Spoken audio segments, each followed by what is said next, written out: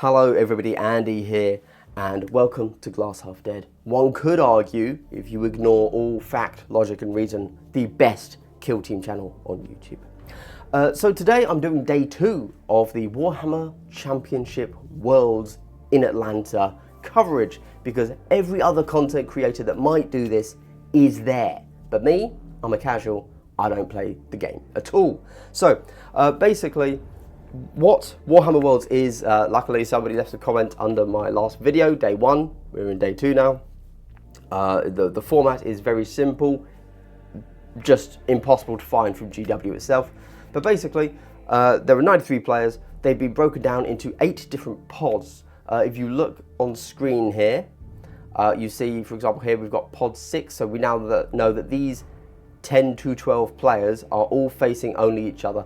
So everyone in their pod will play 6 games against those 10, 11, 12 people.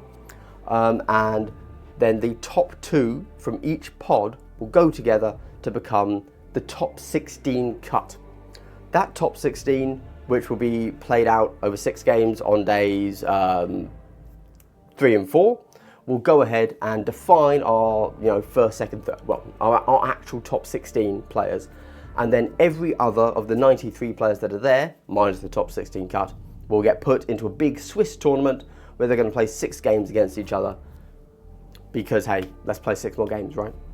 However, of course, from our perspective, what we're most interested in is what happens in that top 16 cut. Now, of course, there are going to be some better, like some tougher and easier pods, but ultimately, if you make that top 16 cut, that probably means you've done pretty darn well to get there. Cool. So I recorded like 10 minutes of me slowly scrolling through all around 4, 5 and 6, and I bored myself, so I stopped that. And we're just going to go ahead and look straight at the placings, because the placings now matter. The placings yesterday didn't really matter because nothing was decided. You could have won all 3 of your games day 1, but then go and lose all 3 of your games day 2, so the fact you did well day 1 doesn't really mean anything. I will say that going into it, it does seem like the first round of the tournament was really just up and down. It totally random. Warp Coven won everything, apart from mirror matches and 1 Kroot. And then, yeah, everything kind of evened out slowly over the next few rounds as we seem to get a little bit of... I actually don't know how things were matched within the pods, if they were doing Swiss in the pods, or if it was just kind of round robin, but then round robin you couldn't do, so I assume it was Swiss. So once you go to round 3 onwards in a Swiss, you become more accurate and you have much more interesting data, which is why if you ever see a tournament that is only a 3-round tournament, well, there's not really much to tell you about any power levels or any relevant data there. No matter how many players are on, you could have a 100-person tournament, but if it's only 3 rounds, it tells you nothing due to how the Swiss format works. Cool. So let's take a look. So we know, although this is our final placings, ignoring the groups, the pods. My understanding is that we only get the top 2 from each pod, so we might have, let's imagine, hypothetically, 3,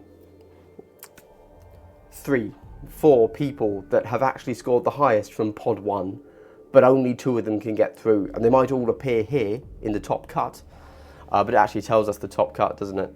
Down to 16. So good, I don't have to think about any of that. Brilliant, let's just read the top cut then.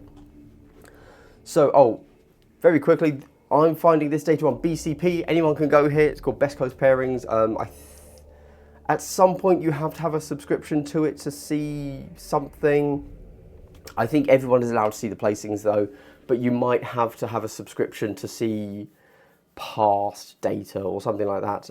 But you should all be able to go and see this on BCP. You'd have to find the tournament, and then if you want to see these played live, you want to go on Twitch and you want to search for Squad Games. They are the people streaming the English version of this. There are also other languages being streamed, but I don't speak any other languages, so I don't know what they are. There you go. Right. Okay, so first up, number one, we have Javier Escu. Escu, good player, like he's well known in the Spanish scene, playing legionary, makes sense. You know what? Before I do even look at the names, let's just have a quick tally of this top 16 factions. So legionary, legionary, legionary, legionary, legionary, legionary, 6 legionary. Okay, so 16 cut, we've got 6 legionary. Okay, let's see how Warp Coven have done. Warp Coven, Warp Coven, Warp Coven. 3 Warp Coven. Okay, that's not bad. Considering that, just off of my memory, I think there were 16 legionary and 15 Warp Coven.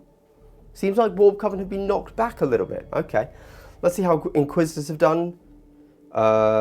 Inquisitors.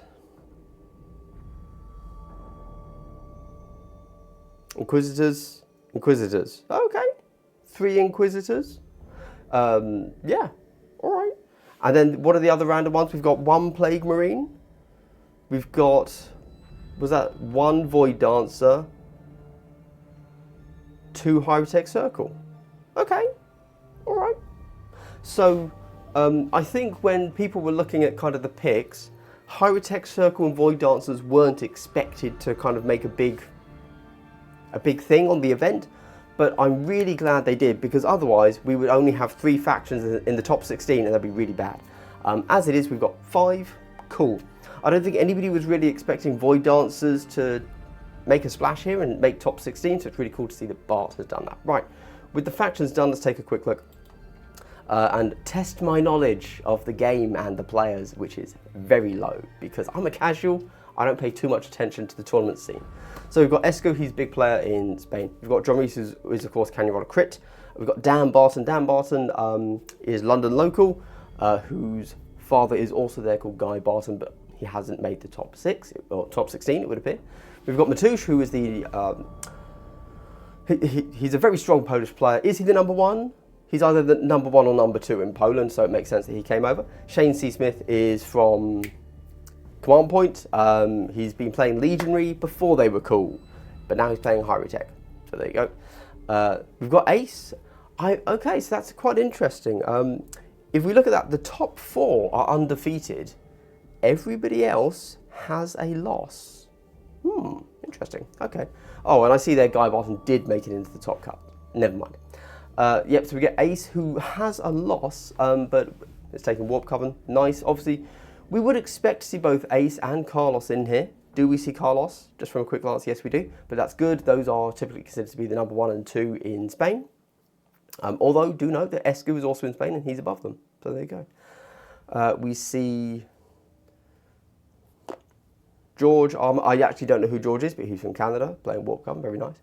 We get Netra from Spain. We get Jelly Kelly from Canada. Is he Canadian?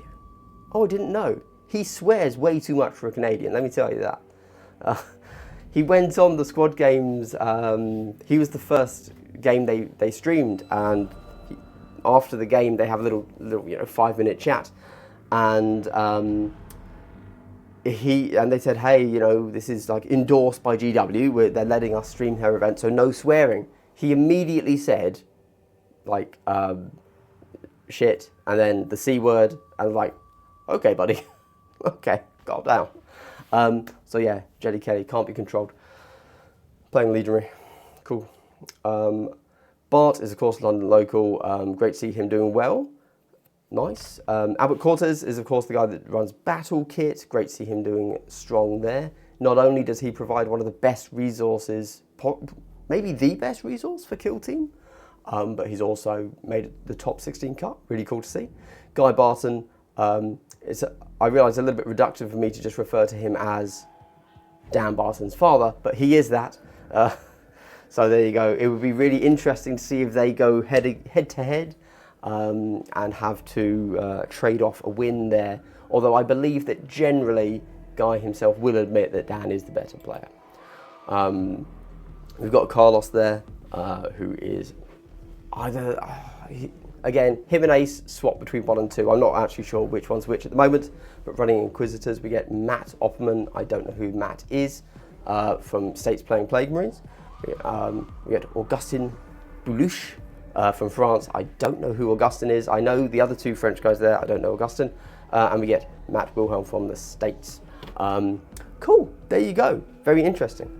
So very quickly, before we wrap this up, because let's not dwell, right? We get how many from the States? 1, 2, 3. 3 from the States. So if you're American, you're voting for Shane C. Smith, Matt Opperman, Matt Wilhelm. Interesting. Whereas if you're Canadian, I think there were 2, right? No, it's just Jelly Kelly. Oh, and George. Okay. I mean, that's strong. That's a legionary and a warp coven. So that's good. Spain, you have a plethora of winners that you can look at there. Obviously, you've got Javier. You've got, Escu, I think he prefers to be referred to as. You've got Ace, you've got Netra, you've got Albert, you've got Carlos. The reason I refer to everybody as their bracketed name but not Carlos is because I'm never quite sure how he wants Ather pronounced. So I call him Carlos, but Ather, there you go. But if I said that, nobody would know who I meant, but everybody would know who Carlos is. But if I were to say Fernando, nobody would know who I mean. But if I say Ace, they'd know who I mean. There you go. Kenny Ronald Crit is the only one going for Wales. I consider Wales English, so there you go. But if you're here for England specifically, you've got Dan, you've got Bart, and you've got Guy. And that's it. No other country made... Oh, France, sorry. And France, you've got the one Augustin there. And that's it. That's who has made our top 16 cut. That's going to be really interesting. I definitely look forward to watching what I can, when I can. Obviously, this is streamed at a really bad time for me over on Twitch, so I only get to catch the first game in the day generally before I go to sleep. But that means that I can wake up and immediately just see who won, which means... Because let's be honest, watching an entirely uncut live stream battle report is a really die-hard thing to do. And I'm quite happy to just watch the playback, to be honest.